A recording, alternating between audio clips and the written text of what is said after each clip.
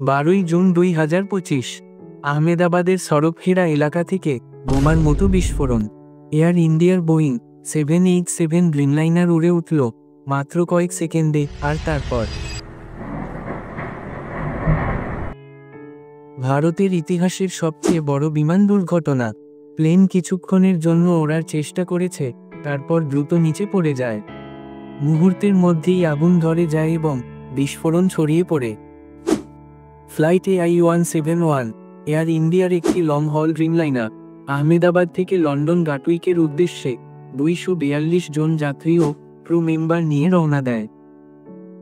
মাত্র 17 সেকেন্ডে প্রায় 625 ফুট উঁচুতে পৌঁছানোর আগেই প্লেন ওঠা বন্ধ করে দেয় এবং নিচে নামতে শুরু করে।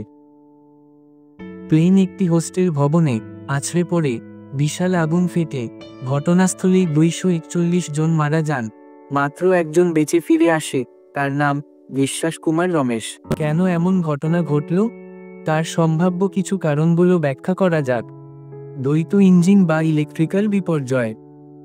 ক্র্যাশ সাইটে রাম এয়ার টারবাইন সক্রিয় থাকার খোঁজ পাওয়া গেছে, যা সাধারণত দুটো ইঞ্জিন বিকল বা প্রধান সিস্টেম ব্যর্থ হলে ব্যবহার হয়।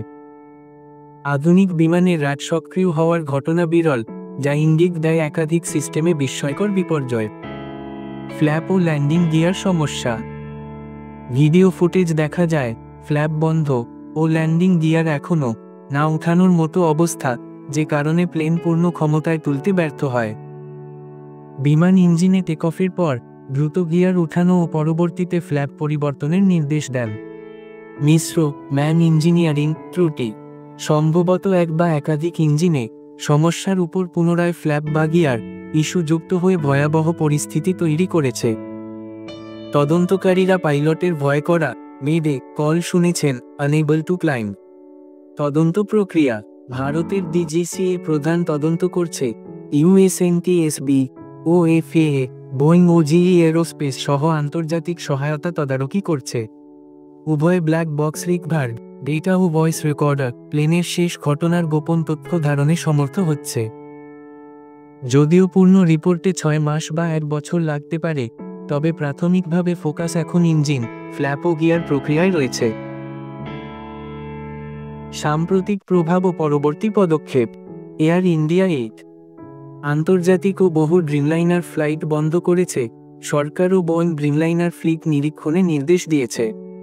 এয়ার ইন্ডিয়া ও বোয়িং দুই পক্ষই বিমান নিরাপত্তায় ভোক্তা আস্থা পুনঃস্থাপনের ওপর কাজ করছে। এই বৈমানিক বিপর্যয় প্রমাণ করে শুধুমাত্র ভয়ঙ্কর মেকানিক্যাল ফেইলিওর নয়, মানবিক বা অপারেশনাল ত্রুটিও কতটা করুণ পরিণতি বয়ে আনতে পারে। আমাদের প্রার্থনা তাদের সঙ্গে, যারা হারিয়েছেন প্রিয়জন এবং রওনা দিয়েছে একমাত্র বেঁচে ফিরে আসা যাত্রী। ভিডিওটি ভালো লাগলে লাইক ও সাবস্ক্রাইব দিন। মন্তব্যে জানান আপনার মতামত। কি হয়েছে ফ্লাইট AI-171 তে? পরবর্তী ভিডিওতে দেখা হবে।